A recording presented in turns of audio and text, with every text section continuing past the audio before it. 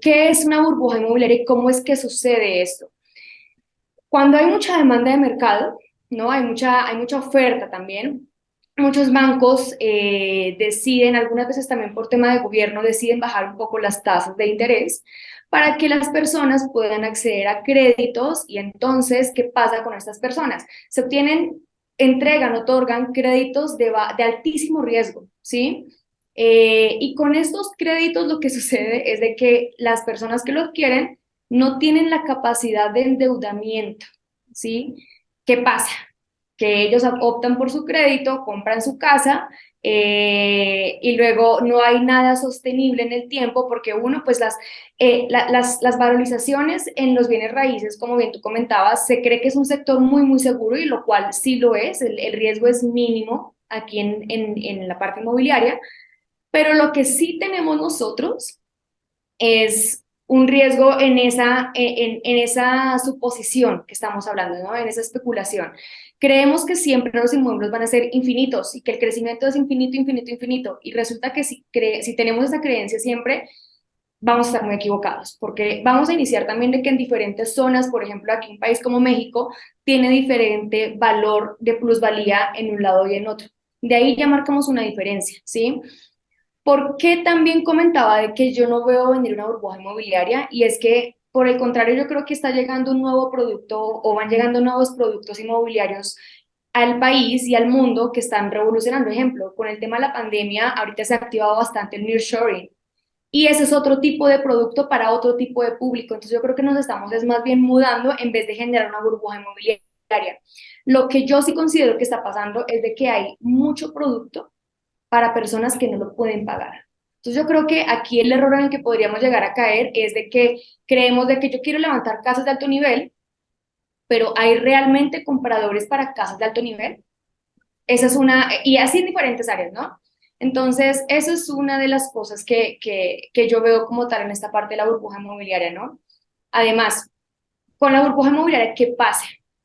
Que hay un incremento en los precios de los inmuebles. De nuevo, bajo el mismo factor y creencia de que los muebles, de que los bienes inmuebles, perdón, van para arriba, para arriba, para arriba, para arriba, se empiezan a crear ideas de, no, pues me compro esa casa y ya dentro de 2 años, tres, me vale esto y la vendo.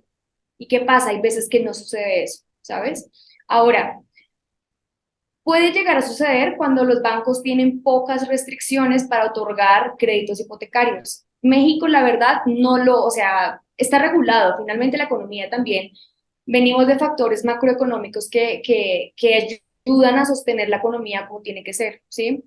Entonces, no, yo no lo veo acá también sucediendo. Tampoco hay un exceso de créditos hipotecarios. Más bien es lo que yo comentaba, ¿no? Hay mucho producto, pero no para el público correcto. Y yo creo que esa es la redirección que debemos tener, más bien como desarrolladores y como miembros del gremio inmobiliario, ¿no? También de poder brindar una asesoría al que esté desarrollando o al que quiera hacer algo, o el que quiera invertir y decir, oye, pues si tu capacidad es esta o lo que tú realmente quieres es vender, pues vamos por otro tipo de producto, ¿no?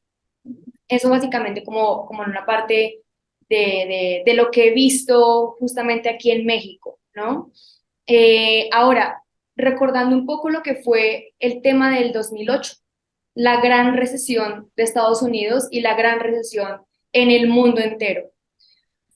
Por, hay varias cosas que afectan, ¿no? De nuevo, hay temas también externos que no se pueden controlar y son los que tenemos que aprender a sortear en el momento en que se presentan. Ejemplo, bajo la caída de las Torres Gemelas en el 2001, hay un efecto en Estados Unidos en el que las personas empiezan a sentir mucha incertidumbre con qué es lo que está pasando y me conviene invertir o me conviene hacer cosas, ¿no?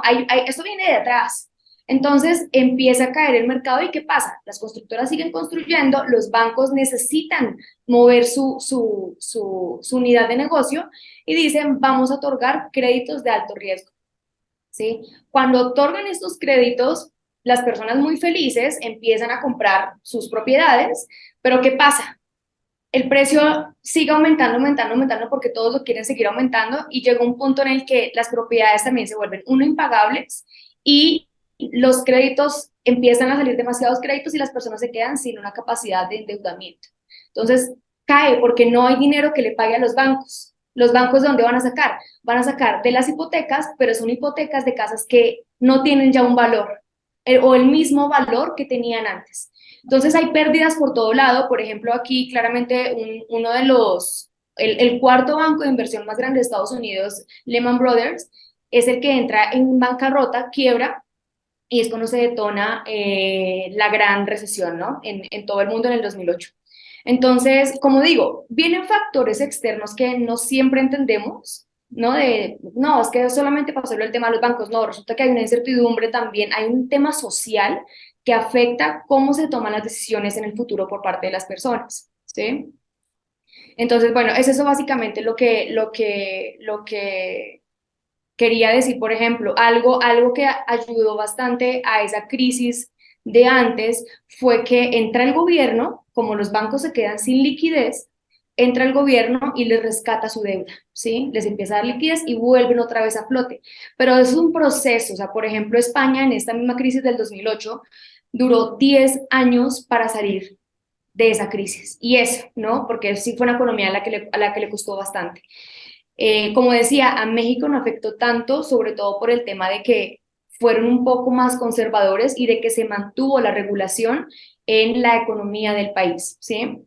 No digo que no haya afectado a absolutamente a nadie, pero sí definitivamente fue, o sea, no fue tan drástico como lo podemos ver ahorita, de hecho, ¿no? Es una economía bastante estable, un peso muy fuerte en Latinoamérica y de hecho en el mundo. Y bueno, yo creo que en México aún estamos muy bien sustentados con esto, ¿no? Muy bien, Ale, muchas gracias. Digo, pasaremos ahorita a una sesión igual de preguntas y cualquier tema que les parezca interesante y que quieran ahondar, podríamos preguntarle directamente a Ale. Mientras, antes viene Juan Pablo. Juan Pablo es, pues, la verdad que uno de de las personas que más reconocemos en el tema de la comercialización de inmuebles. Han manejado equipos muy importantes a nivel nacional y bueno, pues ya lo dejo que se presente a él, que pues no hay nadie mejor para presentarse a sí mismo que el mismo Juan Pablo. Pero bueno, pues gracias Juan Pablo. Hola, ¿qué tal? Muy buenas noches. Pues muchas gracias por invitarme a participar el día de hoy. Y bueno, pues mucho de lo que yo les quiero presentar tiene que ver con una óptica que tengo, porque mi formación en primera instancia pues es la psicología organizacional. Muchos años estuve dentro del sector de recursos humanos y justamente pues a partir de ahí es que yo logro, ya cuando me vinculo más desarrollo de equipos comerciales, a evaluación de proyectos para determinar cómo hacer que un proyecto inmobiliario sea exitoso, sea vendible, sea redituable, rompecabezas. Quisiera ver si me permiten, si me hacen administrador para compartir pantalla y bueno, pues a presentarles un poquito más. Lo que vamos a ver el día de hoy básicamente es el concepto de, digamos que hay muchos mitos como compartían mis compañeros